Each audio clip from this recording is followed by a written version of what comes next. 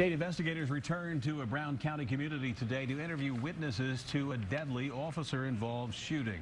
Good evening, everyone. Local 12 News has learned the suspect killed has a long history of run-ins with the law. Albert Clayburn Jr. died last night after crashing an SUV through a government building in Hamersville. And as Local 12's Rich Jaffe reports live for us, the incident left the community with a diminished police force. Right, Rich? That's exactly right, Cammie. And I just talked with Mr. Clayburn's family members. They tell me that they called him RC. They also tell me that he had been in and out of prison since he was 17 years old, and he to the Hamersville Municipal Building. They just finished boarding this place up.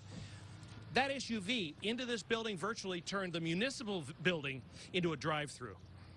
Investigators say Albert Clayburn was attempting to tear down this old garage when neighbors called police for a suspicious person. When Hamersville police officers arrived on the scene and tried to question Clayburn, he allegedly took off, dove into his car, and hit the gas. A Hamersville police officer reached into the car trying to stop him and was dragged a short distance. A second officer opened fire, with one or both of those officers shooting Clayburn multiple times. His SUV then careened through town, hitting the corner of this building before coming to rest inside the village's municipal building. Talk to me about last night. What caught your attention? The noise. We all just sat around here. It's just a small town. We heard the gunshots first. We thought, what's going on? Because usually we hear noises. And when I went around the corner up here, my brother and my brother-in-law both was up there. And that's when I looked through the building over there, and I seen the van through, and I thought, seen the cop come running. I thought, I don't know what's going on. Next thing you know, they said the boy got shot. The scene in the small village last night was chaotic. State troopers shutting down 125, running right through town. Deputies securing the scene.